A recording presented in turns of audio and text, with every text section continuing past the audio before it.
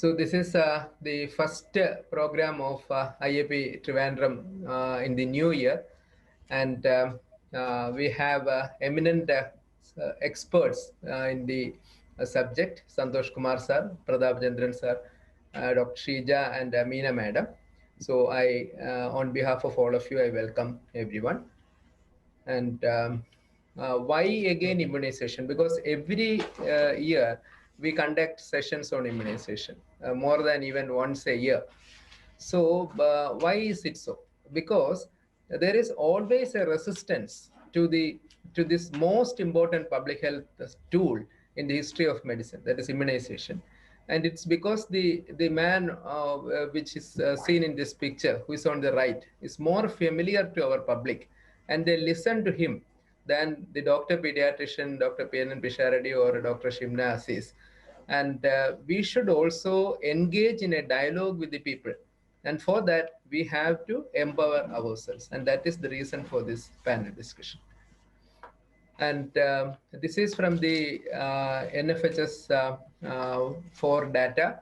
And we can see that we are not at the top in the country.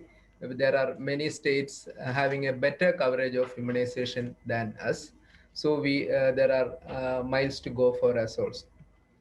And this is actually the extract from the RCH portal, which was taken day before yesterday. And you can see that Trivandrum stands at around 80.07% of coverage.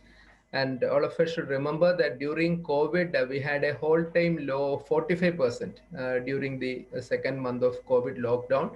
And from there, the DMO Trivandrum team had made it to 81%. And now we are not stopping there.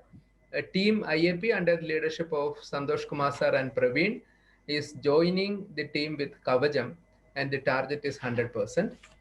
And that is another reason for why we are having this dialogue. And Praveen is actually circulating this number everywhere in the circle of JPHNs and other field level workers. And all of you can expect calls from this number, even WhatsApp messages, and we should be ready with the answers. And there is a disclaimer too. We won't be discussing any COVID vaccine questions in the panel, but we have a COVID vaccine expert here, so you can have questions during the interactive session. So with that introduction, I invite Meena madam. So I invite Meena madam to explain about the national immunization schedule vaccines, because these may seem too simple, but we are having also doctors from the general stream. So this is essential. Over to Meena madam.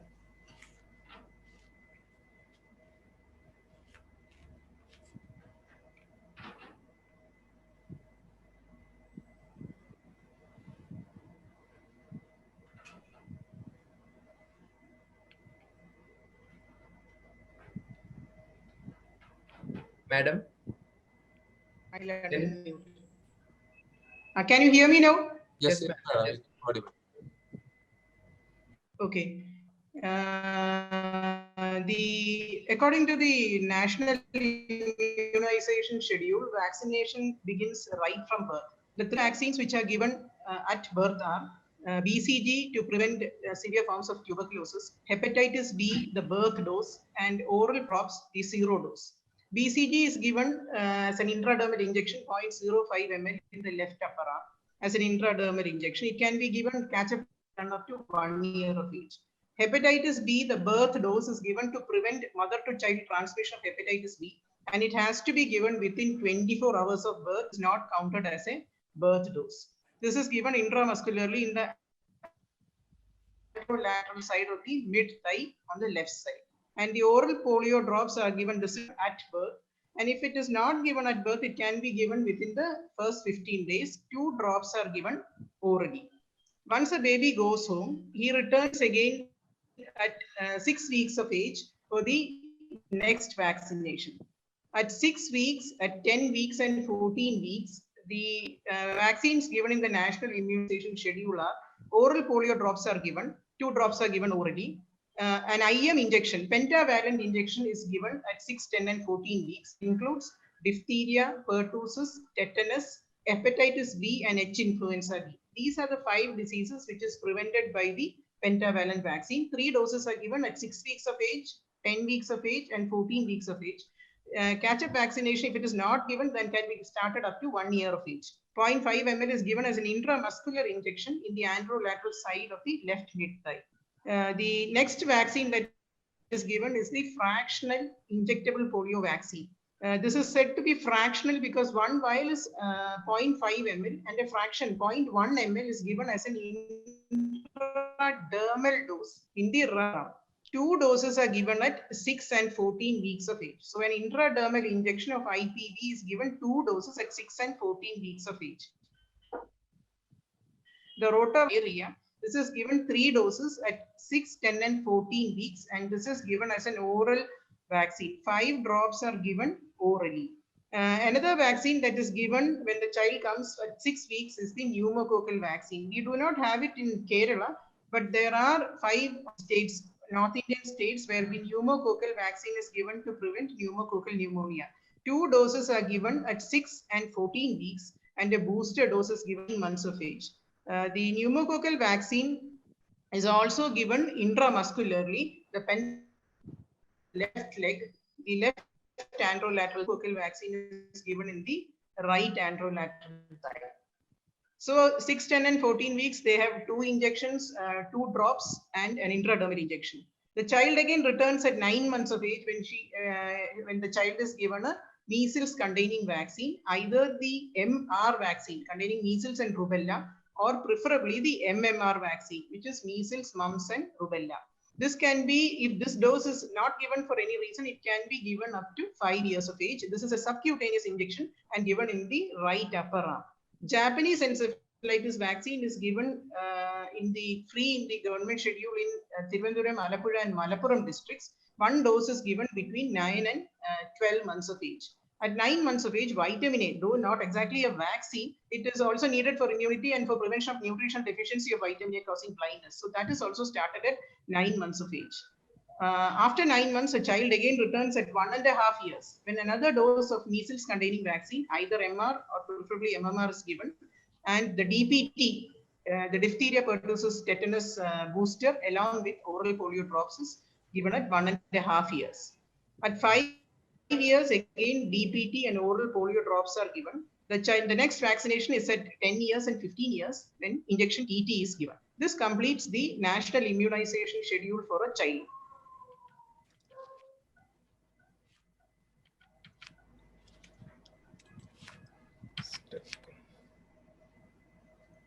Madam, outside the national immunization schedule, there are many vaccines which are pertinent to the health of children. Kindly give a small account of that.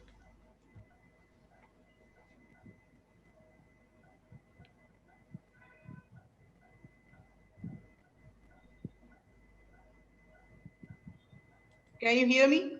Yes, ma'am. Yes.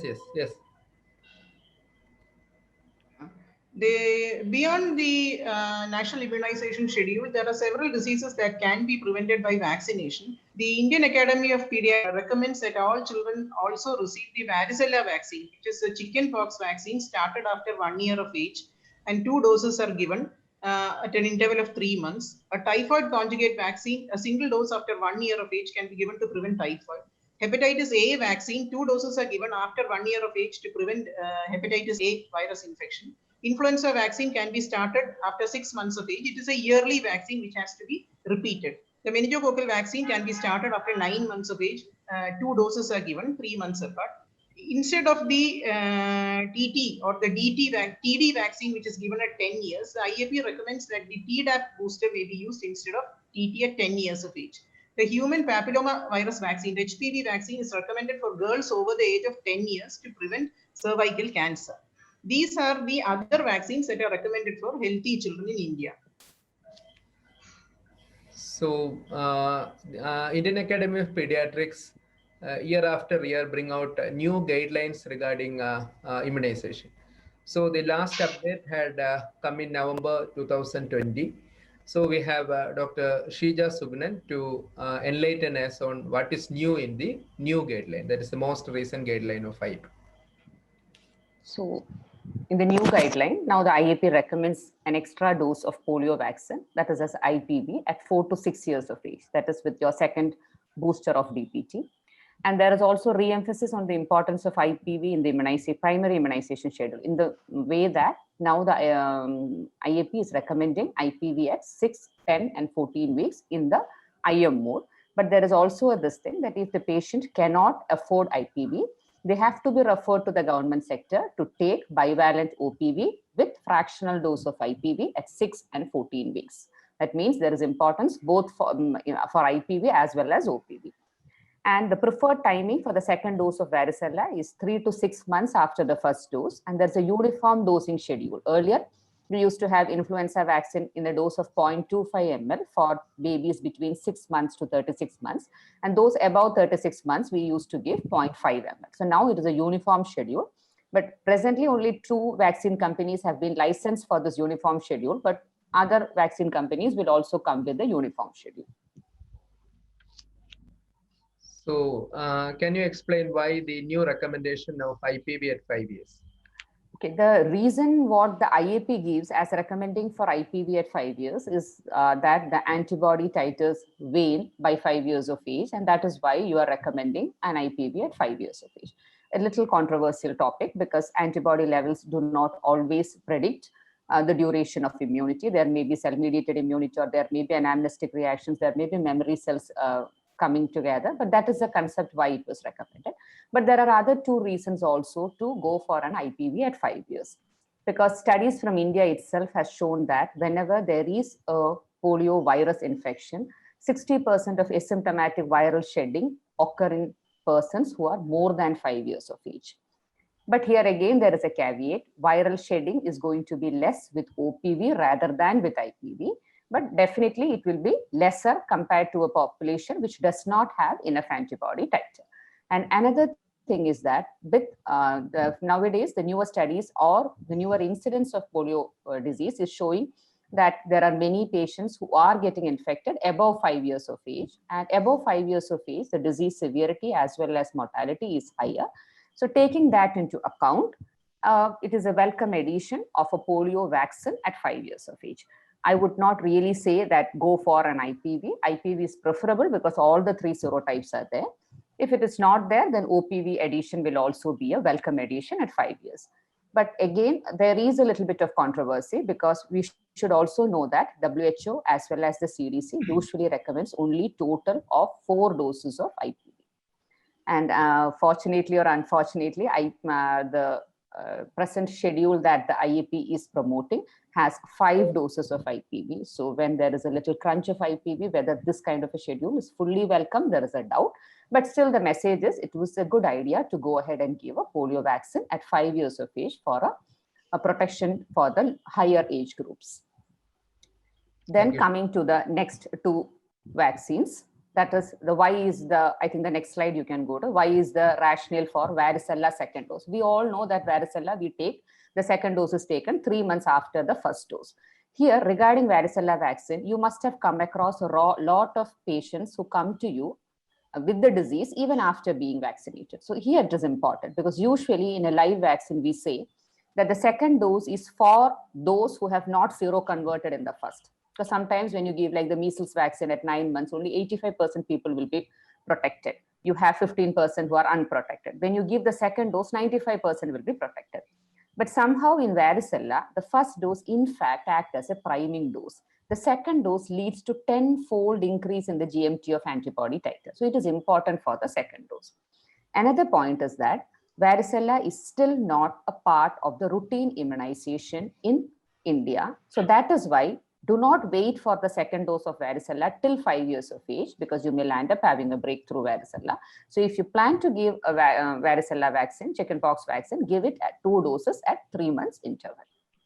Now, why earlier the influenza vaccine was recommended as a 0.25 ml dose? The reason was it was assumed that when you give a 0.5 ml dose to a small child, the chance of having local side effects may be more or systemic side effects with fever will be more.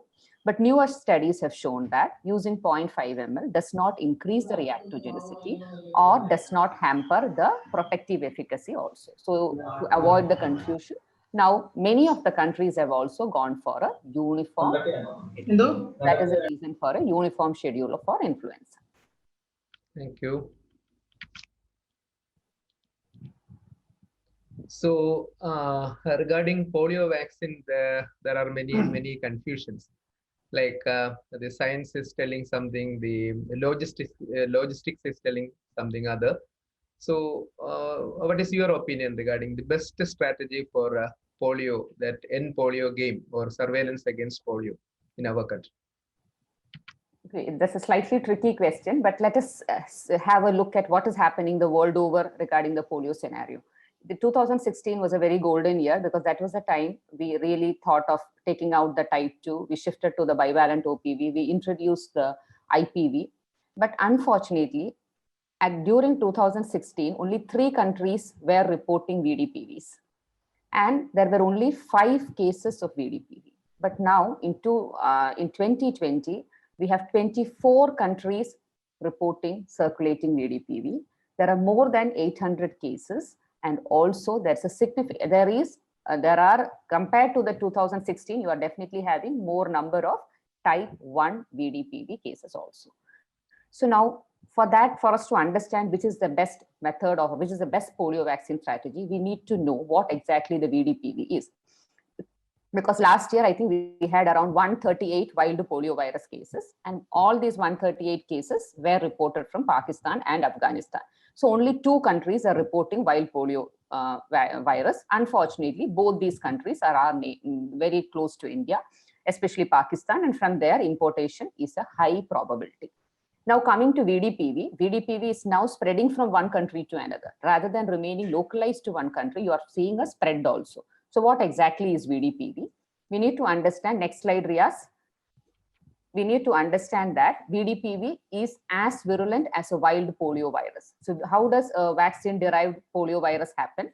The oral polio vaccine that you are giving, it undergoes mutation. This mutation will happen only if the OPV vaccine virus gets transmitted from one person to another over a period of 6 months to 1 year. So what did we understand? If OPV remains in the community for a long period of time, it regains its ability for neurovirulence as well as transmissibility.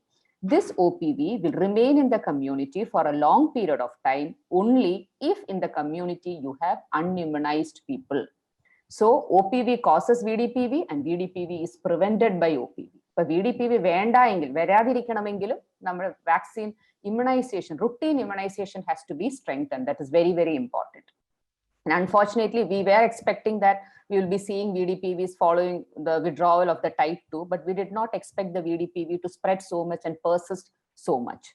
So the most important thing for prevention of VDPV is to improve the population immunity. So that is why the WHO used to earlier say that shift to an all IPV schedule when the routine immunization schedule is more than 95%. So right now in Kerala, the immunization schedule, immunization coverage is 82%. India is far lower.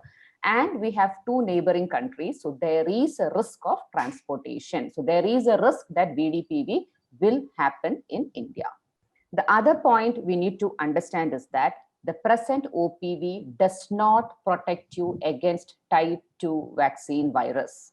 So type 2 VDPV cannot be protected by the OPV. So you need to give IPV. So every child who comes to you, it is mandatory that you give IPV. And so that is why, and IPV is highly immunogenic. So that is why I said, if you don't want your child to get polio, vaccinate him with IPV. But if you don't want any child in your country to get polio, you need to give them both IPV and OPV, because this OPV right now is going to prevent the type 1 VDPV from occurring in the community, not the type 2. So the best strategy is the Government of India strategy of continuing with IPV and OPV. Subsequently, definitely OPV will be withdrawn and we will be moving on to an all IPV schedule. So this is a question from the field only. A child was brought at 9 months very recently, And in their immunization card, there was a column which showing at 9 months, there is an OPV column. So the child had only received a birth dose. What to do with this child? Basically, right now, if you are going by the IAP schedule, then this child does not require an OPV at 9 months of age, because the present IAP schedule is 6, 10, 14, you are giving IPV. But if you're thinking of a community at a large and you want this patient to have a good gut immunity so that this baby does not act as a transmitter of the vaccine virus, definitely this child can be offered an extra dose of polio when he has come to you at 9 months of age. Thank you, Sheeja. Now, this question is to Santhosh Kumar, sir. And rotavirus is a new addition in National Immunization Schedule. We know that there are different types of rotavirus vaccine. And sir, can you please elaborate on the rotavirus vaccine which is currently available in our schedule? Rotavirus vaccine, various companies are having different types of rotavirus vaccine. Right now, what is available in Kerala is the one that is manufactured by Serum Institute, Rotacell, where it is a freeze-dried live attenuated vaccine, which will have to be reconstituted. So you will have two plastic bottles, one with the diluent, the other with the vaccine virus, and then you'll have to mix and then give. And the quantity is 2.5 ml. There are other companies where the vaccine either is ready-made or the volume is less. Even this particular company is also coming out with ready-made vaccine. But the government of India will be giving each vaccine to particular areas. Maybe they will evaluate also regarding its plus and minuses. As of now, what we have in Kerala is the Rotacell, which is 2.5 ml, not 0.5 ml as is usually shown in immunization cards. And the disadvantage of this rotavirus 2.5 ml is one, a lot of waste, a lot of plastic waste. And the second thing is 2.5 ml we have to give means it takes a little bit of time. It's not like giving 2 drops. You'll have to take your own time and give it slowly. So that is a little disadvantage as far as the rotavirus vaccine that is available in the national schedule in Kerala is concerned. Whether it is needed or not, that is a debatable thing. But the whole debate has already been done, and the government has decided to give it. So there is no point in looking back now. Now we look forward. Thank you, sir. So, and about the pneumococcal vaccines also, we know that pneumococcal vaccines are also going to be added in the schedule. It is already there in some states. So, a little about pneumococcal vaccines. Pneumococcal vaccine, as I understand, will come to Kerala maybe in another 1 year. What is being purchased in the states where it got implemented is the 13-valent vaccine. And we have 2 more vaccines, both are 10-valent. One is from GSK, which is Synflorix, and another one that is recently launched is from Serum Institute. That is also 10-valent. When 7-valent pneumococcal vaccine was introduced, there was a problem of replacement of strains with again virulent ones, but not covered by vaccine. One among them was 6A and another one was 19A. So when 13-valent vaccine came, it covered both. Now the Glaxo vaccine doesn't really have this 19A, but they claim cross protection. And Serum Institute has the advantage of covering 6A and 19A. That we are yet to try that. So that is what is given in literature. So pneumococcal vaccine definitely is indicated because it's not that pneumonia is going to be totally prevented, but pneumonia comes after viral infections. So whatever is remaining in our nasopharyngeal carriage, that is going to go down and cause pneumonia. So once the carriage state is taken care of, this pneumonia will definitely come down. And for that, you need a vaccine that produces very robust immunity, so that the surface immunity, the mucous membrane also will get antibodies to prevent infection, which is not possible with polysaccharide vaccine. And that's why the advantage of. So thank you, sir.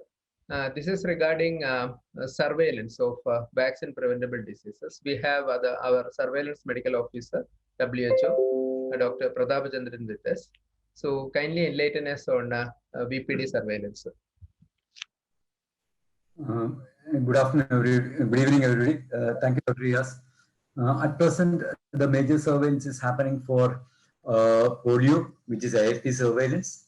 Then for measles and rubella, that is MR surveillance. Then for other VPDs like diphtheria, pertussis, and neonatal tetanus. These are the major surveillance happening now from the government side. And as far as polio surveillance, for polio, it's AFP surveillance. And as all of you know, any sudden onset of weakness or floppiness in any part of the body in a child under 15 years of age is to be reported as AFP. If someone is beyond 15 years of age, only if the clinician suspects it as polio, then only it should be reported. That's about the polio thing. And about measles and rubella, fever with maculopapular rash, and with any one of them, like maybe cold, cough, conjunctivitis, lymphadenitis, arthralgia, arthritis, if any one of them, it should be reported as suspected measles or rubella. Then we have the PPD surveillance like suspected diphtheria, pertussis, and neonatal tetanus. These also to be reported. These are the major conditions which are under surveillance by Government of India now. And as for the sample collection, for the AFP surveillance, it's stool sample or the motion sample to be collected. We need to collect 2 samples from every case reported. Ideally, both the samples should be collected within 14 days from onset of paralysis, though we collect it up to 60 days. But any sample collected beyond 14 days, a negative result doesn't hold any value. Then minimum of 8 grams or adult thumb size quantity should be there. And between the samples, 24 hours interval. And both the samples in a cold chain, in a reverse cold chain, will be sent to NIV Bangalore for virus isolation. They will be testing the sample for poliovirus, vaccine virus, BDPVs, and other enterovirus. These are the tests they will be doing. For the MR surveillance, we collect 2 set of samples. One is a throat swab, that's for the PCR study, and the other one is serum sample. And the serum sample, they run it for IgM measles and IgM rubella. And the samples are sent to, ideally it's to NIV Alappuzha, but for Trivandrum, only for the district of Trivandrum, we can send to the molecular division of State Public Health Lab, where we will be doing both serum plus PCR from the throat swab. In a situation where throat swab cannot be collected, maybe small babies or they refuse for throat swab, then urine sample is another option, but which is not as good as throat swab for viral isolation.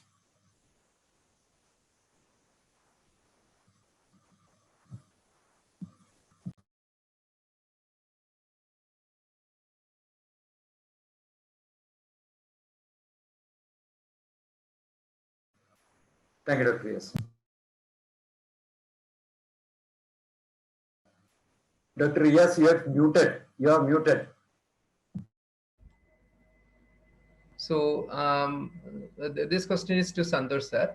So this is a 3.5 month-old baby brought for immunization. With on examination, the JPHN had noted that there is some nasal discharge and mild fever with occasional cough. So what is your advice regarding postponement of the vaccine, or when can the vaccine be given? Such trivial illnesses are not an indication for stopping vaccination. And the most important thing is give the vaccine at the first opportunity, because there is all the likelihood that they may not return. When there is a good rapport, that is the only situation where a trivial illness will be an indication for postponement. But that is generally for example, a doctor colleague or somebody whom we can have trust on. The other thing is what are the indications to postpone a scheduled vaccination? Well, a very simple answer is any disease that require inpatient care, and that is the as simple answer to that. So this is regarding the adverse events following immunization. This is a 1.5-year-old child. On the second day of Pentavac vaccine developed generalized tonic-clonic seizures. And the child was treated in casualty for seizure, not controlled and shifted to PICU. And the seizure got controlled with multiple drugs. And the diagnosis was made as febrile status. So according to AEFA, what is the cause-specific reaction and what is the severity in this case? DPT, there is an inherent risk of producing seizure. So somebody who is prone for febrile seizure is all the more likely to get the seizure. So the real question is, if a child has had a febrile fit in the past, can we advise the vaccine? And second thing, if the child has had a febrile fit this time, what about the next schedule of vaccine? Generally, there is absolutely nothing wrong in giving even DPT as such wholesale. But there is a slight advantage in acellular pertussis in the sense acellular pertussis contains only about usually 3 antigens, although 5 is possible. Usually it is 3. But the wholesale pertussis means it's the whole organism that is inactivated, which contains thousands of antigens. So naturally, the amount of febrile reaction that this is going to initiate is much more as compared to acellular pertussis vaccine. So we can always suggest, but it is not essential that we should shift to acellular pertussis vaccine, because all the vaccine bodies, including WHO, is recommending to continue with wholesale DPT. And these are the different types of AEFA reactions. And once you get a AEFA reaction, we have to classify in this mode and then report to the district health authority. As Santhosh sir had explained that getting a fever or getting a febrile seizure all are actually a vaccine product related reaction, because this is of an inherent property of the vaccine product. And this 2 and 3 are something which should never happen. 2 means there is some problem, some contamination which has happened at the manufacturer level. And so it is a vaccine quality related defect. That means there is some unusual virulence which happens during the vaccine make, or some contamination with some other product while making the vaccine, that is during manufacturing. Immunization error related means the baby getting a staphylococcal the sepsis while giving a measles vaccine. That is because of inappropriate vaccine handling and not following the sterile precautions. And this is something all of us see very commonly when we do campaign immunizations in the school and all. When one child gets a fear tantrum, the other people also having fainting and things like that. Even seizure-like movements can occur with the immunization anxiety-related reaction. Coincidental event is something which has only a temporal relation, but there is no causal relation with the vaccine.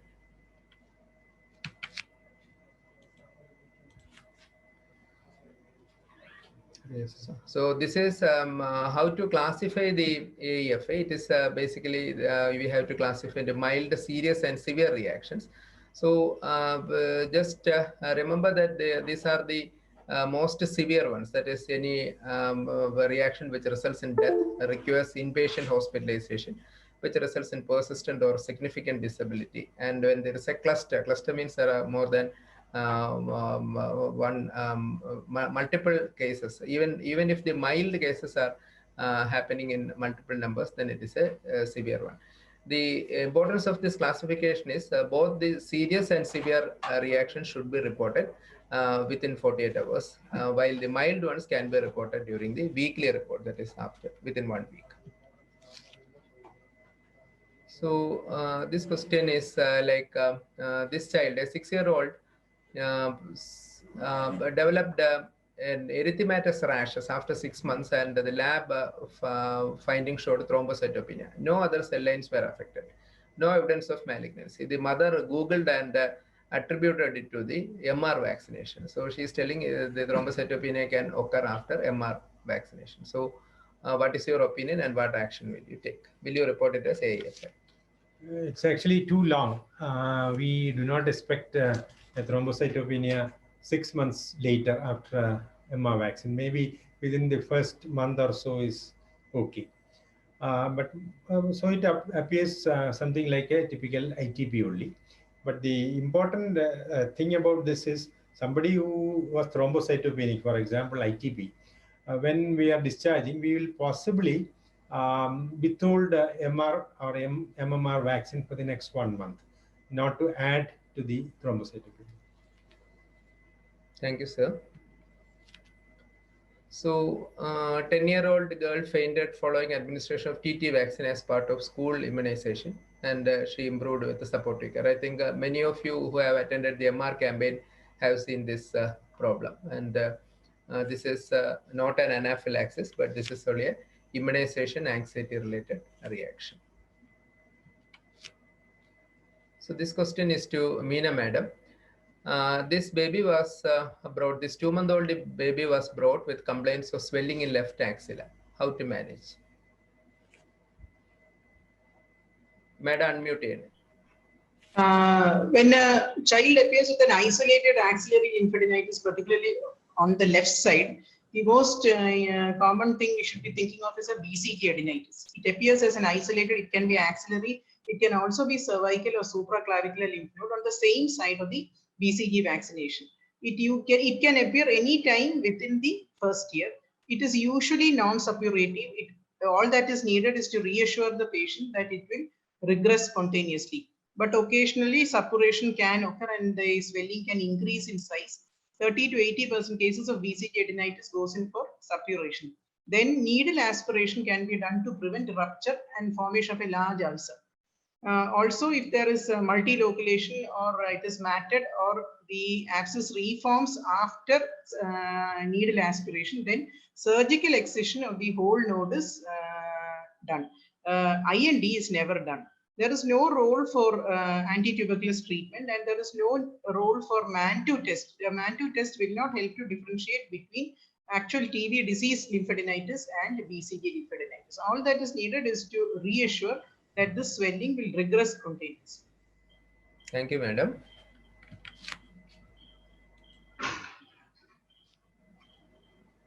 So another baby again with a problem with the BCG. The mother had noticed that there is no BCG scar. There is no BCG scar. So the baby already had a pneumonia also. So mother is asking, should I repeat the vaccination? The main thing is whether BCG vaccination has been taken or not. If there is documentation, there is a ask for the immunization card, and if it is documented that BCG has been given, then there is no need to revaccinate. As zero conversion, immunity following BCG vaccination will occur even in the absence of a scar. The scar is not the only indicator of a successful vaccination. Even if there is no scar, if the BCG vaccine has been given and it has been documented, there is no need for revaccinating the child. Thank you, ma'am. So this is another child, a 3-year-old boy is brought with history of chickenpox in his father. So actually the mother knows that there are some homeo medicines which can prevent the chickenpox. So she wants your opinion for that. Actually, there are no medicines as such. I don't think there are any medicine as such which will prevent the occurrence of chickenpox once a child has been exposed to a case. However, chickenpox vaccine, if the child has been previously unvaccinated, chickenpox vaccine given within 3 days of exposure to the index case can prevent the occurrence of disease in the child. It may also work, it is not only 3 days, even if 5 days have elapsed since the child has come into contact with the case of chickenpox, the vaccine can still be effective. In the newborn period, if the mother has developed the chickenpox rash within 5 days of delivery or within 2 days of delivering the baby, then the risk of the newborn developing a fatal chickenpox, fatal varicella infection is quite high. In that case, we need to give the varicella zoster immunoglobulin to prevent serious infection in the baby. If the varicella zoster immunoglobulin is not available, then IVIG can also be used to prevent fatal pneumonia in the newborn period. When the mother develops a rash just before delivery, 5 days, within 5 days of delivery, before delivery or 2 days after delivery. I don't think there are any medicines that will prevent varicella in the otherwise healthy children. Thank you, ma'am. So actually, all of us know that January 17 we are having the Pulse Polio Immunization Day, and also we are expecting a rise in the COVID numbers.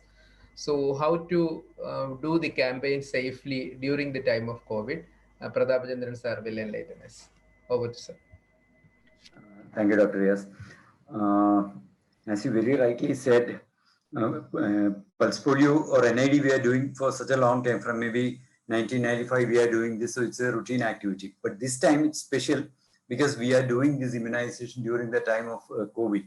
That too when we have more number of cases from every district. So some of the general guidelines that we have given, and the questions from the field and the general guidelines given by the STAGI, State Technical Advisory Group. One, containment zone, we will not do neither booth nor house tours activity till that zone is free from the containment zone status. Second, any beneficiary, any under 5 from a household with a quarantine will be immunized only after that quarantine period is over. Then any beneficiary in a household where there is a positive case will be immunized 14 days after that positive case tested negative. And if a child under 5 is positive, COVID-19 positive, that child will be immunized only 4 weeks after he or she is tested negative.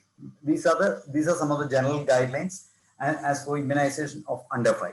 Then for our workers, the ultimate aim is to have a very safe pulse polio, safe both for the beneficiary and for our vaccinators.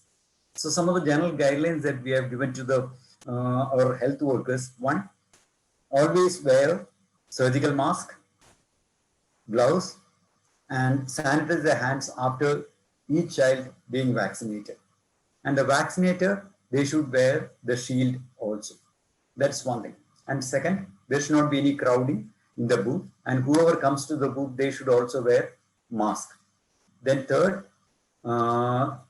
as far as possible, try not to touch the child. Let the caretaker hold the child, open the mouth, you just put two drops. Let the caretaker hold the child's left little finger so that you can mark the child. Then any team member suffering from ILI-like symptoms, fever, cough, or respiratory distress, they will not be deployed. Similarly, anybody with similar illness will not be permitted to come to the booth also. And any person who is positive, COVID-19 positive, for 4 weeks, for a 4-week period, they are also not permitted to come to the booth with a beneficiary. Similarly, people above 60, they are discouraged from coming to the booth with the beneficiaries. So these are some of the guidelines which we have given. And as far as the booth is concerned, if possible, try to arrange the booth in a place where there is good ventilation and one separate entry and exit routes. And there should be a hand washing facility or sanitizing facility both outside the booth for those who are coming in and within the booth for the beneficiaries. They should sanitize after every child. And to avoid crowd, we have told our workers to bring in the beneficiaries in small batches, maybe 5, at the most 10, not more than 10. And even when they are waiting for the vaccination, that minimum, that social distancing of maybe 2 meters, it should be maintained. So see, these are some of the instructions we have given to our workers as for the pulse polio during COVID times, testing times, indeed. Thank you, Dr. Riaz.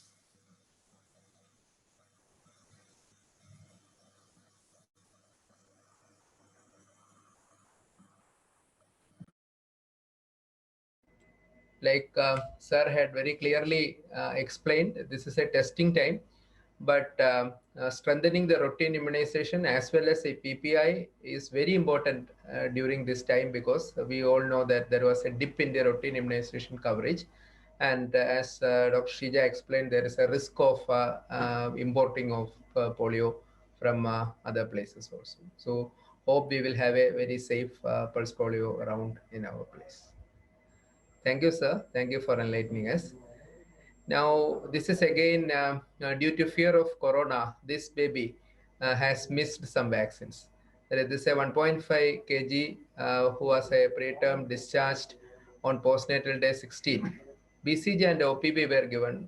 For some reason, the hepatitis B was missed, and now the child came at 45 days. What to do? Over to Dr. Sheeja. I think there are two aspects to the question. One is, because of many logistic issues, our vaccination of admitted babies are sometimes not optimal. So that point we have to take care. We have to immunize as many babies as possible before discharge. The second question probably comes here is, because the baby was 1.5 kg, probably that might be the reason why there was a little hesitancy from the healthcare worker to offer a hepatitis B vaccine. So the answer to that is that when you have a baby less than 2 kg, the seroconversion is definitely lesser compared to a baby who is more than 2 kg. But since in the national immunization schedule, you are anyway giving 3 more doses of hepatitis B at 6, 10, and 14 weeks. So if the baby is stable and does not have any other complications, the baby, even if less than 2 kg, can receive the hepatitis B vaccine at birth. And now, if the baby is coming to you on day 45 without receiving a hepatitis B vaccine at birth, there is no need to give an extra hepatitis B vaccine. Just continue your vaccination schedule with Pentavac, because the hepatitis B is already there, and any child requires only 3 doses of hepatitis B.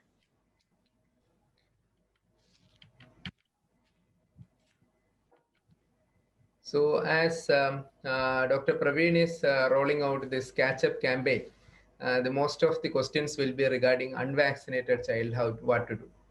So can Dr. Sheeja enlighten us regarding how to do catch-up vaccination in a child who is unvaccinated? I think first we need to understand the principles of a catch-up vaccination. So the first principle is, if a patient comes to you partially immunized, you don't have to restart the immunization. Just continue from where stopped. That means, imagine a patient has taken a 6 weeks Pentavac and the child is coming to you at 6 years.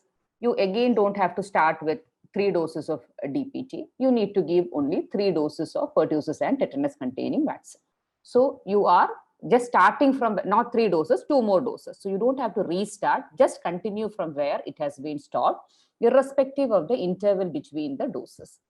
The second is, we have to understand that any number of vaccines can be given on the same day, but the same vaccine, when you're repeating, you want a minimum interval of 4 weeks. Then the third principle is, you need to know that which vaccine, every vaccine, what is the maximum age. So if a patient has come completely unimmunized and is coming to you at 7 years of age, you cannot possibly start your immunization schedule as if the patient is born that day, because many of the vaccines have an upper age limit. So that is also for us to understand. And the next point is, the vaccines which are of utmost importance has to be administered first. So among the national immunization schedule vaccines, the vaccine which has got utmost importance is a measles containing vaccine. So any unimmunized or partially immunized child who comes to you after 9 months of age, this is one vaccine that has to be administered first. Same day, you can continue work. You can give the DPT as well as OPV. Along with the first dose of DPT and OPV, IPV needs to be given. HIP needs to be given only up to 5 years of age. And at present, the OPV and IPV is recommended only up to 5 years of age. And the next, when they come for the second visit, that means you need to come after 4 weeks. You again repeat the second and third doses of DPT at 1 month interval, followed by a booster 6 months later. Regarding the upper age limit, BCG is recommended only up to 1 year of age. This is the old recommendation. That is, first visit you give measles and next visit you give BCG.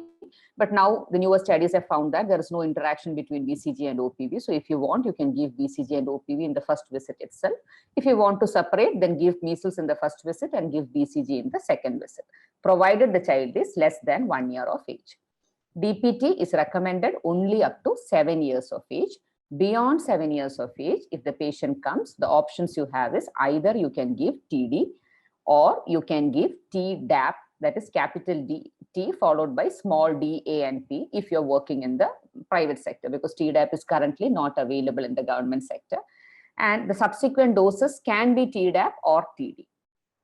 What I mean is that earlier it was recommended if you have an unimmunized child coming to you after 7 years of age, first time you give Tdap, followed by 4 weeks later, the next dose of TD, and 6 months later, the third dose of TD. But the newer recommendation is the first dose is anyway Tdap. The second and the booster dose can be Tdap or TD. So there's no problem in repeating Tdap. And HIB is recommended only up to 5 years of age. I think that has already been covered. Typhoid definitely is not part of the national immunization schedule, and the present typhoid conjugate vaccine can be offered to any child above 6 months of age. And the fourth visit is usually timed 6 months after the primary series, and which is taken as a booster.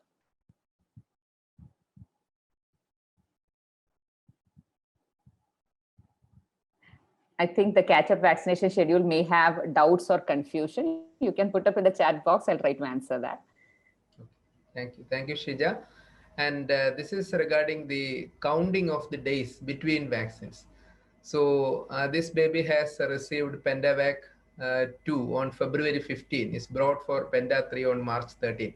And somebody counted and told it is less than 30 days. And there are instances like the baby got a pneumococcal vaccine from a private institution, and the second day or the next day they are coming to a government institution for the other vaccines. So how to approach such cases?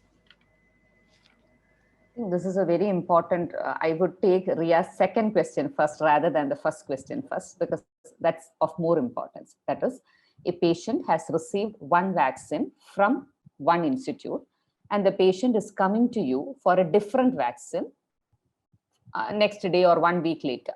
So that usually happens what is not there in the government sector. The patient may take it from the private sector and then come to the government sector for the vaccines which are available in the government sector.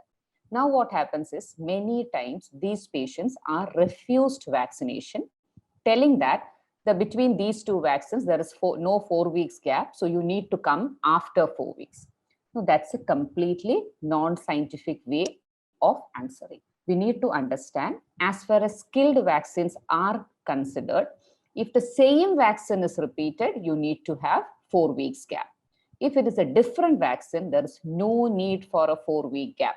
That means if your patient has received a pneumococcal vaccine from the private sector and has come to you for a Pentavac vaccine, please give the Pentavac vaccine, because these two are different killed vaccines. They're not going to interfere with each other. Both of them are going to produce their own antibodies in sufficient quantity. So you don't have to be bothered about it. But two different vaccines can be given at any time before or after any vaccine, provided they are killed vaccines. So there should not be any confusion regarding that.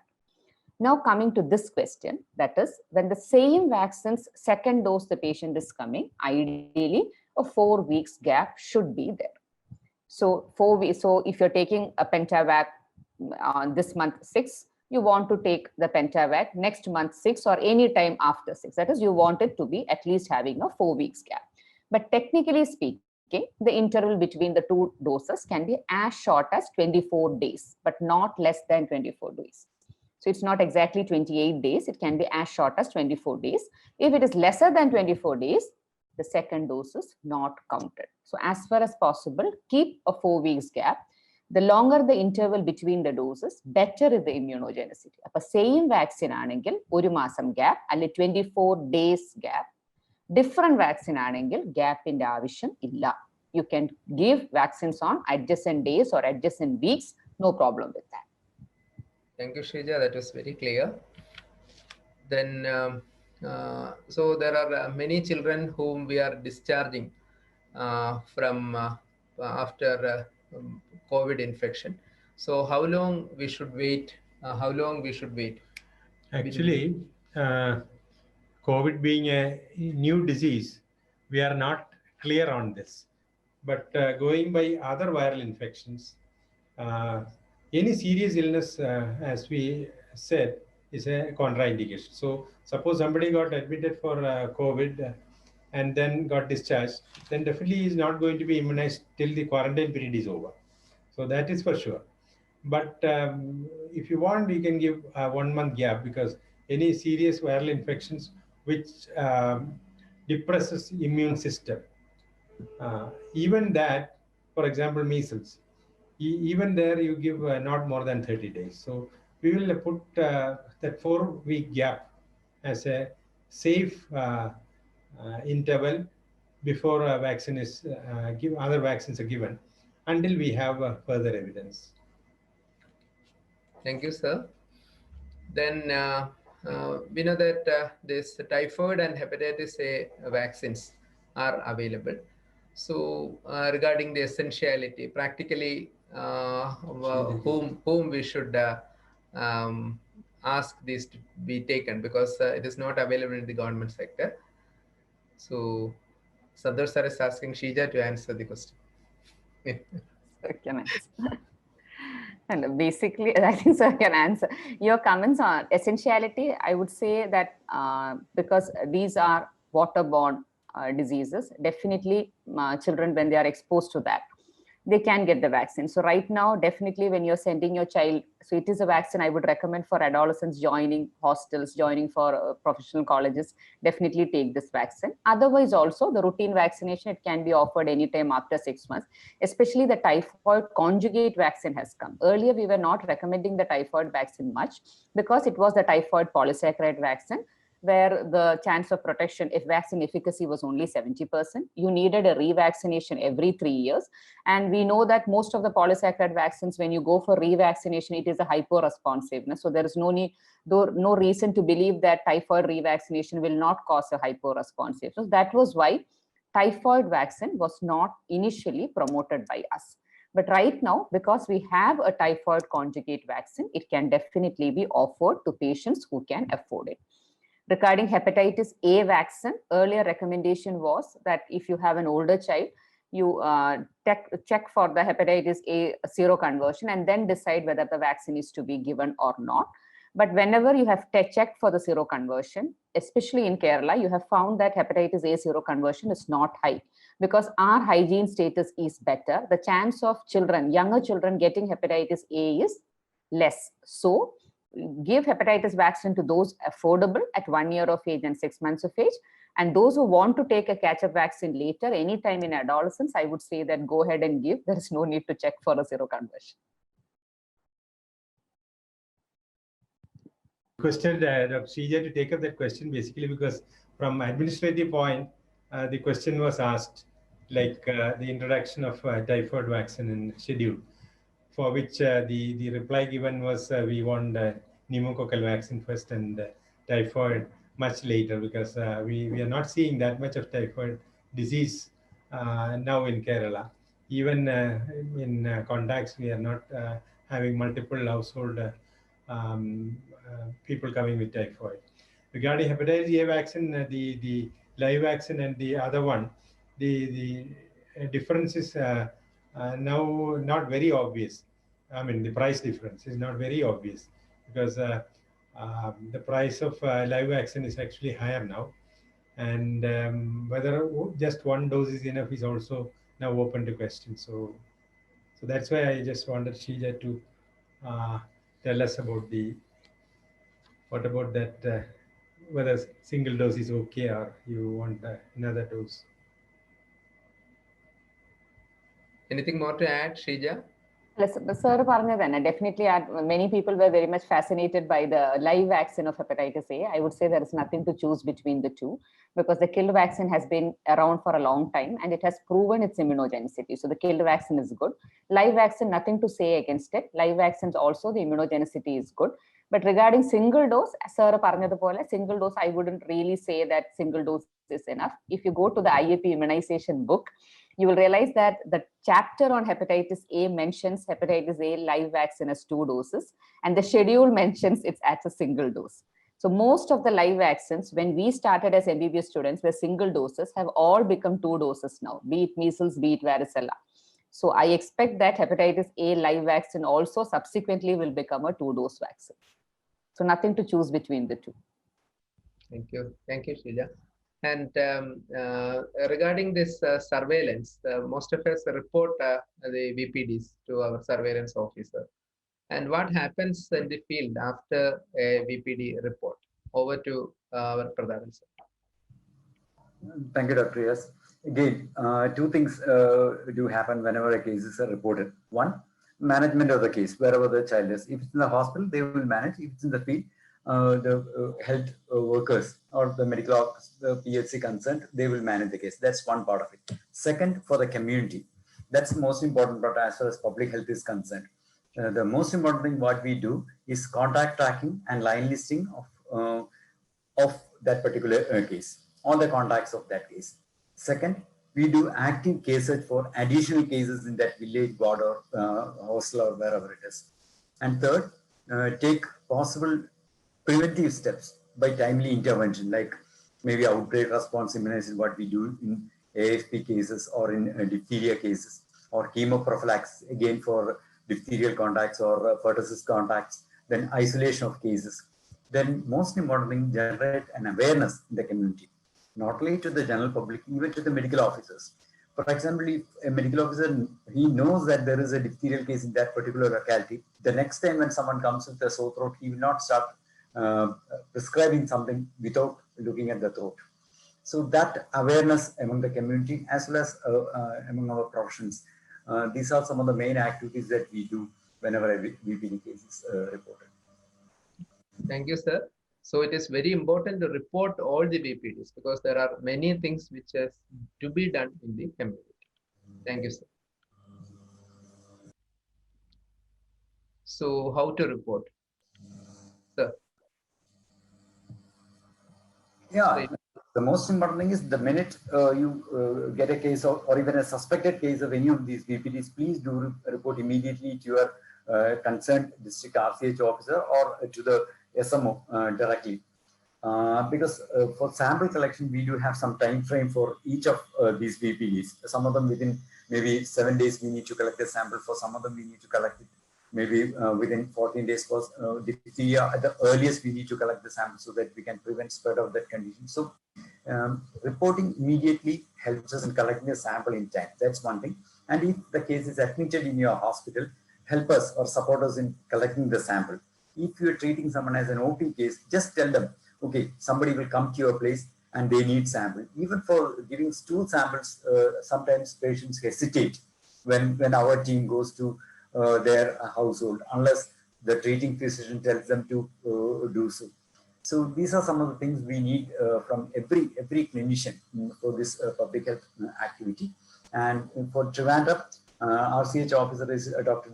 Divya Sadashivan. Her number is given here, or we have my number also. You can intimate any one of us. So we'll follow up the case and do the necessary field activities. Thank you, sir. Thank you, sir. And we are coming to the end of the panel discussion. I offer my sincere thanks to Santhosh sir and Praveen for giving me this job and enlightening all of us regarding vaccination. And to our esteemed panelists, Dr. Sheeja, Meena madam, and Prathapan sir for giving all this wisdom. And to our own colleagues and our erstwhile students, Dr. Jeetu, Dr. Sriraj, Dr. Reshma, and Dr. Devika, who are working in various parts of Kerala, who had given me these questions, which they had failed, they had faced in the field. And to Team DMO Trivandrum for associating with IAP on this our Kavacham program, and all the delegates who have attended. And I shall take up the questions from the chat box. The chat box is full actually, and the Zoom is also full. I think it is near 100 all the time. It has crossed 1 hour. So I think I will go from downwards up because it is difficult to scroll from the beginning. And Dr. Sheeja has answered a few questions. The rest I will take up. So there is one question. Sorry.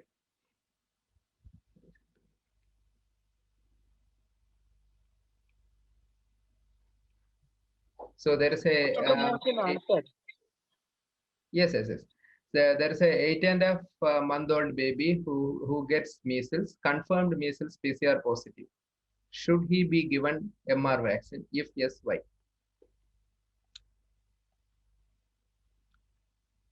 Actually, there is no. If he has had measles, actually there is no hurry now. We have to give the other one, but there is no hurry because even if he gets rubella, we are not really worried. And mumps very early we hardly ever see. So maybe we can wait beyond 1 year and then give the MMR vaccine. So go for the MMR rather than, I mean, if they can afford. So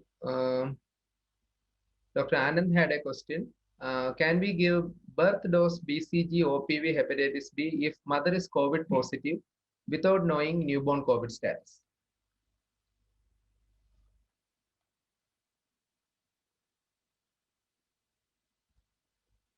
Praveen? Okay, the answer is yes. We need not wait for the status. You can straight away give, but if there are logistic reasons for postponing, then we can. For example, in an isolation ward where the baby is kept, you can't take the vaccine to that isolation ward. Those logistic reasons are the only reasons why you postpone it. Otherwise, we don't. So there is a question of interchanging acellular pertussis with whole cell pertussis, and actually these type of questions arise in the field. Not only this one, interchanging brands and all. So I would like Dr. Sheeja to tell us about that. I think regarding that acellular pertussis, whole cell pertussis, Padmanabhan sir had initially raised a point there. So I'll try to combine both together. So one is can be interchanged because acellular pertussis and whole cell pertussis are one of the few vaccines which have been tried where whether the interchangeability affects the schedule. It doesn't affect. So if the child has taken Infanrix or whatever from the private sector, and because now they cannot afford and they have come to you for a whole cell pertussis or Pentavac, go ahead and give it. The next is definitely we need to know that whole cell pertussis is better than acellular pertussis. There is no doubt about it because all the European countries where they were using acellular pertussis definitely has seen an upsurge of pertussis cases, especially in adolescents. And that's the exact reason why the WHO says that countries which are using acellular pertussis needn't shift to the countries which are using whole cell pertussis should not shift to acellular pertussis. So we should know that the whole cell is superior to acellular because it gives a longer duration of protection as well as lesser chance of transmission. So can be interchanged. If that was a question, it can be interchanged. Thank you. And what about other vaccines? Like we have multiple brands in various vaccines. So sometimes when you go to the hospital, you have one vaccine, then another. Yeah, changing of brands should not be a habit because as far as possible, it's always better to continue with the same brand. That is one message because naturally when the same antigen is repeated, your antibody response will be better. So only in situations where you cannot get or some reason, logistic reasons, you cannot get the same brand which you had received earlier, you shift to another brand. Another routine at eppidum number brand to same brand use. But most vaccines, a different brand can be used. Yeah, brand changing should not be a habit. That is correct. Yeah. But the other one, DPT, as far as DPT is concerned, whatever antigen is there in the acellular pertussis is already there in whole cell. Yeah. So then there is no problem interchanging those two. Okay. I think we have answered most of the questions in the chat box. And I think it is 8:49. 10 minutes to 9. Praveen, what to do? Can you allow direct questions from the floor or? One more question has come, Riaz, last one. Abhiram, please read out. 10 minutes. Last question has come. We have 10 more minutes, no problem. Last question. I will say, I will just say. So febrile seizures on same day of 6th week vaccination. What vaccination in 10th week to be given? Yes, Salila. I think Santhosh sir had already answered this question. Sir. I think I answered the question. Maybe they want the answer from Sheeja. Sir had answered that very, very well. Very clearly, sir had said. I think മിക്കവാറും ആ സമയത്ത് കേട്ട് കാണത്തില്ല സാറേ, പിന്നെ enter ചെയ്തപ്പോഴത്തേക്ക് miss ചെയ്തായിരിക്കും. Otherwise, your answer was very clear. Basically, as sir പറഞ്ഞതുപോലെ, whenever you have a seizure following a DPT, that is mainly because of the fever precipitating a seizure, there is no contraindication for continuing with the whole cell pertussis vaccine. So you can definitely give whole cell pertussis vaccine next time also. But we also need to know that definitely seizure incidence is less with acellular pertussis compared to whole cell pertussis, because acellular pertussis causes less of fever, less of reactogenicity. So if the patient wants an acellular pertussis, you shifting to acellular pertussis for that reason is justified. Okay. And there is one question regarding JE vaccine. So is it better to give JE vaccine to all? Actually, I think it is a Government of India program, and it is being given in selected districts. It was there in Trivandrum and Alleppey for a long time in Kerala. And now, as there were more cases of encephalitis being reported from Malappuram, Malappuram also is included. So that's about it. I think it is not available in other districts. And is it available in private sector? I don't know. Sheeja? No, private sector is there. Private sector it is. There's a killed vaccine also, gene vac and varanyunda. So there's no harm in giving the vaccine. I think there's one point I would like to raise here. That is, whenever you're working in a government sector and when patient comes to you for an add-on vaccine, please do understand that National Immunization Schedule does not include many of the add-on vaccines, not because those vaccines are not needed. They are not included because either they are not a very big public health concern, or because the government cannot afford that vaccine. So it doesn't mean that those vaccines are not needed, especially pneumococcal vaccine. അപ്പം ആ ഒരു concept വളരെ clear ആയിരിക്കണം. National immunisation ഷെഡ്യൂളിലുള്ള എല്ലാ വാക്സിനും നിർബന്ധമാണ്. That has to be taken because those are the priority vaccines. But add-on vaccines which are taken from the private hospital doesn't mean that those vaccines are not needed. So that message should also be clear. So JE vaccine, if available, definitely can be taken because we do come across cases of Japanese encephalitis. And for every one case diagnosed, you should know 250 infections have happened. Okay.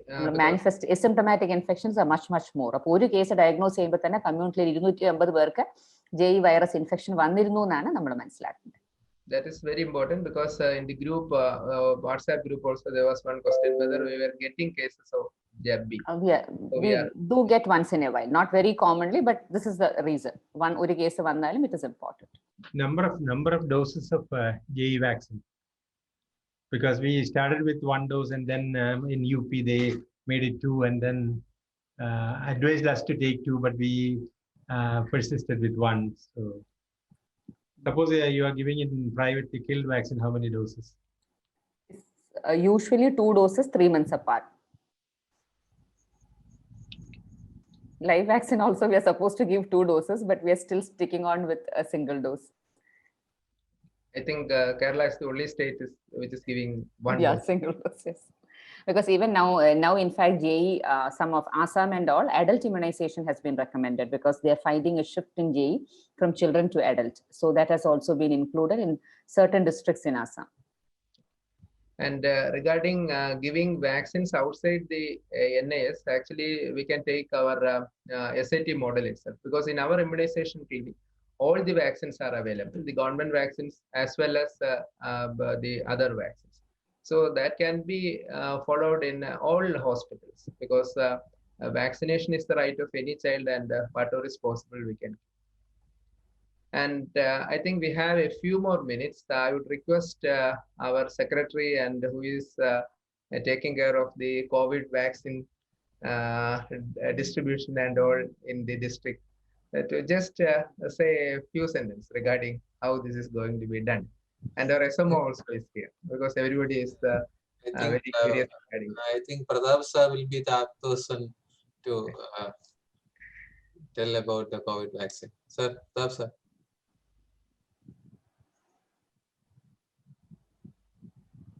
Sir, you are mute. Sir, you're muted, sir. Please unmute, sir. എനിക്ക് തോന്നുന്നു Praveen IAP Shine ചെയ്യുന്നതിനേക്കാൾ കൂടുതൽ പൊളിറ്റിക്സിൽ ഷൈൻ ചെയ്യുന്ന എനിക്ക് തോന്നുന്നു. ഒരു divide ചെയ്ത്. Okay, ഇപ്പൊ കോവിഡ് വാക്സിനെ പറ്റി ഇപ്പോ ഏത് വാക്സിൻ ഇപ്പോഴും ക്ലാരിറ്റി ഇല്ല. പക്ഷെ എന്നാലും കോവിഷീൽഡ് ആയിരിക്കും വാക്സിൻ എന്ന് പറയുന്നു. മിക്കവാറും 14th കഴിയുമ്പോഴേക്കും വാക്സിൻ വരും. വാക്സിന്റെ പ്രിപ്പറേഷൻസ് വളരെ ഫുൾ സ്വിംഗിൽ നടന്നുകൊണ്ടിരിക്കുകയാണ്. ഏകദേശം 3.6 lakh ബെനിഫിഷ്യറീസ് ആണ് ഇപ്പം കോവിൻ പോർട്ടൽ രജിസ്റ്റർ ചെയ്തിരിക്കുന്നത്. ആദ്യം രജിസ്റ്റർ ചെയ്ത ബെനിഫിഷ്യറീസിന് മാത്രമേ എന്തായാലും ആദ്യത്തെ ലോട്ട് വാക്സിൻ അവൈലബിൾ ആയിരിക്കത്തുള്ളൂ, കിട്ടത്തുള്ളൂ. കാരണം അങ്ങനെയാണ് അതിൻ്റെ ഒരു സിസ്റ്റം ചെയ്തിരിക്കുന്നത്. അതിന്റെ ട്രെയിനിങ് പ്രോസസ് ഡോക്ടർ പ്രവീൺ ടീമൊക്കെ ചെയ്തതുപോലെ തന്നെ എല്ലാ ഡിസ്ട്രിക്റ്റിലും മെഡിക്കൽ ഓഫീസേഴ്സിന്റെ ട്രെയിനിങ് കഴിഞ്ഞു. വാക്സിനേറ്റേഴ്സിന്റെ ട്രെയിനിങ് പല ഡിസ്ട്രിക്റ്റിലും നടന്നുകൊണ്ടിരിക്കുന്നു. കോൾഡ് ചെയിനുള്ള എല്ലാ പ്രിപ്പറേഷൻസും എല്ലാ ഡിസ്ട്രിക്റ്റിലും കഴിഞ്ഞിട്ടുണ്ട്. കാരണം കോൾഡ് ചെയിൻ ഒരിക്കലും ഇഷ്യൂ ആകത്തില്ല. കാരണം നമുക്ക് വാക്കിൻ കൂളേഴ്സ് തന്നെ അഡീഷണൽ ആയിട്ട് 4 കിട്ടിക്കഴിഞ്ഞു. അതുപോലെ ILR, ഡീപ് ഫ്രീസേഴ്സ് ഇതെല്ലാം ആവശ്യത്തിനുണ്ട്. അപ്പോൾ കോൾഡ് ചെയിൻ ഒരു പ്രശ്നമാകത്തില്ല. വാക്സിനേറ്റേഴ്സ് ഐഡന്റിഫൈ ചെയ്ത് കഴിഞ്ഞാൽ അവരുടെ ട്രെയിനിങ് നടന്നുകൊണ്ടിരിക്കുന്നു. Vaccination site identification almost complete ആയിട്ടുണ്ട്.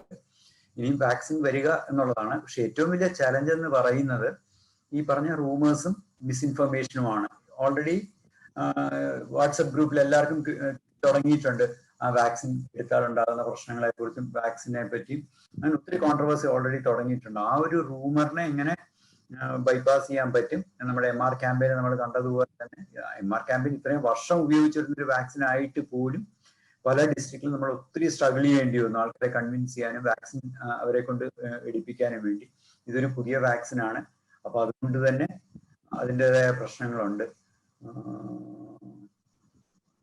എനിക്ക് തോന്നുന്നു പിന്നെ AEFI റിപ്പോർട്ടിംഗ് നേരത്തെ ഡോക്ടർ റിയാസ് പറഞ്ഞതുപോലെ ഇപ്പൊ നമ്മുടെ സാധാരണഗതിയിൽ AEFI serious and severe AEFI മാത്രമേ ഇമ്മീഡിയറ്റ് റിപ്പോർട്ടിംഗ് ഉള്ളൂ. മൈനർ AEFI നമ്മൾ PH സീരീസിൽ എഴുതി വെച്ച് അറ്റ് ഓഫ് ദ മന്ത് അവർ HMIS പോർട്ടലിൽ അപ്ലോഡ് ചെയ്യുകയാണ് ചെയ്യുന്നത്. പക്ഷേ ഈ ഒരു സിറ്റുവേഷൻ ഒരു പുതിയ വാക്സിൻ ആയതുകൊണ്ട് മാത്രം even the mildest of AEF is to be reported immediately.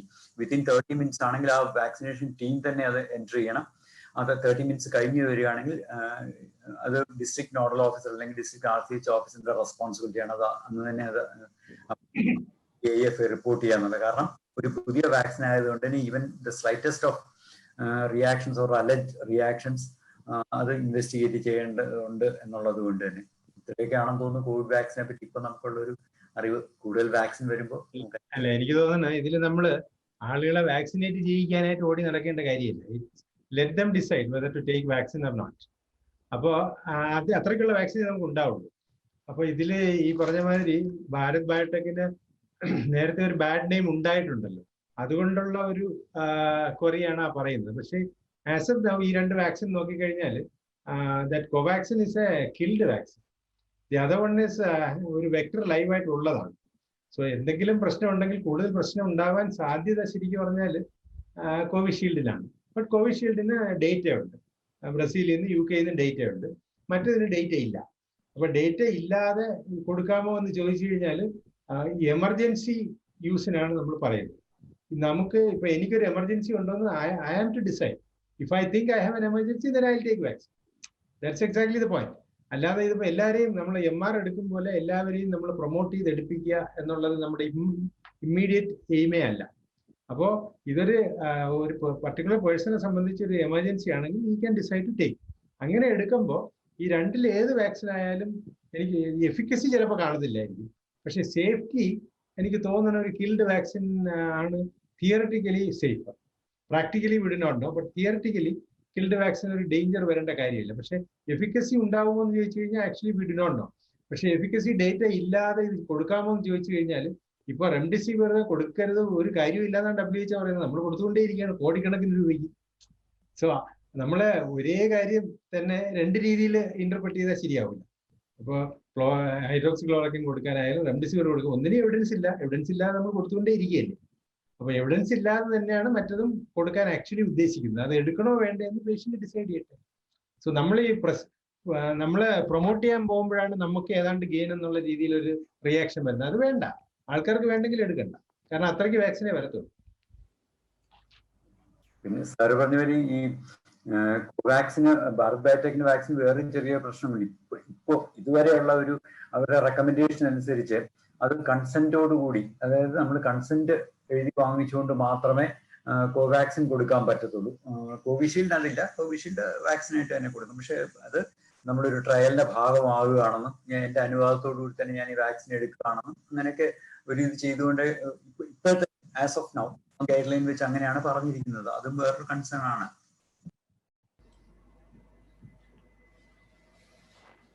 Okay. So over to Praveen for the final remarks. Okay, thank you, Santhosh sir, Sheeja madam, Meena madam, Prathap sir, and Riaz sir for the excellent session. And Covid വാക്സിനകത്ത് ഒരു point നമ്മുടെ ഡിസ്ട്രിക്റ്റിൽ നിന്ന് പറയാനുള്ളത്, നമ്മൾ ഈ 100 സ്റ്റാഫിൽ കൂടുതലുള്ള ഇൻസ്റ്റിറ്റ്യൂഷൻസിൽ നമ്മൾ ആ പർട്ടിക്കുലർ ഇൻസ്റ്റിറ്റ്യൂഷനിൽ വെച്ചാണ് വാക്സിനേഷൻ പ്ലാൻ ചെയ്യുന്നത്, പ്രൈവറ്റ് ഇൻസ്റ്റിറ്റ്യൂഷൻസ്. അപ്പൊ അവര് നമ്മുടെ ഡിസ്ട്രിക്റ്റിൽ ഒരു രജിസ്ട്രേഷൻ പറഞ്ഞിട്ടുണ്ടായിരുന്നു. അപ്പൊ അത് കുറച്ച് പേരെ ചെയ്തിട്ടുള്ളൂ. അപ്പൊ അത് തിരുവനന്തപുരം ജില്ലയില് ചെയ്യാത്തവര് നമ്മുടെ തിരുവനന്തപുരം DMO ഓഫീസുമായിട്ടോ അല്ലെങ്കിൽ എന്റെ ഫോൺ നമ്പറിൽ ഒന്ന് മെസ്സേജ് ചെയ്താൽ അത് രജിസ്റ്റർ ചെയ്യാവുന്നതാണ്. അപ്പൊ ആ ഒരു കാര്യം മാത്രമേ പറയാനുള്ളൂ. പ്രവീൺ, അത് ഇൻസ്റ്റിറ്റ്യൂഷൻ ചെയ്തിട്ടില്ലെന്നാണോ ഇൻഡിവിജ്വൽസ് ചെയ്തിട്ടില്ലെന്നാണോ? ഇൻസ്റ്റിറ്റ്യൂഷൻസ് നമ്മുടെ ഹെൽത്ത് കെയർ വർക്കേഴ്സിന്റെ ഡേറ്റാബേസ് ഒക്കെ തന്നു. പക്ഷെ അവരുടെ ഇൻസ്റ്റിറ്റ്യൂഷനിൽ ഒരു സെഷൻ പ്ലാൻ ചെയ്യണമെങ്കിൽ അവരുടെ ഇൻസ്റ്റിറ്റ്യൂഷനിൽ നമുക്ക് അങ്ങനെ ഒരു രജിസ്ട്രേഷൻ കൂടെ വേണം. Okay, thank you. Before winding up, Dr. Abram has actually asked what is the status of our Kavacham program. So we have actually developed an SOP for that, and I have asked our Joint Secretary Anju Kanmani to say a few words or a brief about the Kavacham program outline. So I invite Anju Kanmani for a vote of thanks and also for giving a brief outline of the Kavacham SOP. Anju. Thank you, Praveen. Am I audible, Praveen? Yes. Hello, am I audible? Yes, you are. Okay, thank you, sir. Thank you. Respected teachers, seniors, and friends. That was an excellent session by IAP. And as the madam was told, my colleagues from health services are here. Health services is here. And I would like to stress on one point, like madam was told that no vaccine should be denied for any child once they are coming from the private hospital to the our sector. So IAP has distributed this IAP immunization book to all peripheral health institutions that will reach there. And so it is our duty to get familiarized with the common vaccines outside the universal immunization schedule. And we should train our colleagues as well as our staff also regarding this. And also, I could request my colleagues in the private department also to make their the staff to record the immunization status legibly and correctly in the card also, so that we can also understand what vaccine is been given under. Regarding the Kavacham program, it has been on the second we have done a meeting with the respected DMO, DPM, RCH officer, and Dr. Santhosh sir, secretary, and other Riaz sir, everybody was there. And we had a preliminary discussion, and we have charted out a calendar for action, acting out this. So probably we will be having sessions of training for medical officers. And as a part of the first this thing, we have sent data collection forms to every peripheral health institution, so that we can find out exactly how many children are lacking, have missed out their vaccination. So the stress will be on catch-up immunization of those children who have missed the vaccination due to COVID, as well as those who have missed their vaccine or unimmunized or partially immunized due to other reasons and all. And after we will parallelly running programs like outreach immunization, main center immunization, etc. for this catching up process, doing mobile unit so that to cover this as fast as possible. So by around end of this month, February 2nd week and all, we are planning to intervention and to cover as much as possible regarding the catch-up immunization program. So I request the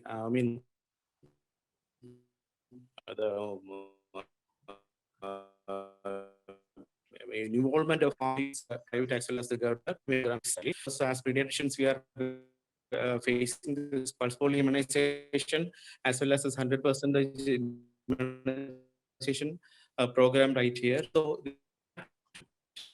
for ourselves regarding the various has come with the best experts in this field. On behalf of my IAP, my colleagues, and everybody, I would like to thank Dr. Santhosh sir, who has enlightened us about regarding the questions and everything, and also Sheeja madam for dissecting out every single problem and logically answering. For Meena Krishnan madam for her subtle and prompt and clear presentations, and Prathap sir for enlightening us on the practical aspects of the vaccination, and for the vibrant comparing by Dr. Riaz sir, and also Secretary Dr. Praveen sir. Again, I would like to thank everybody for attending and the delegates who have attended in large numbers and has made this a big success and all. So I thank you once more, and I wish you a very nice time ahead. Thank you and good night. Thank you, Anju. Meeting is closed.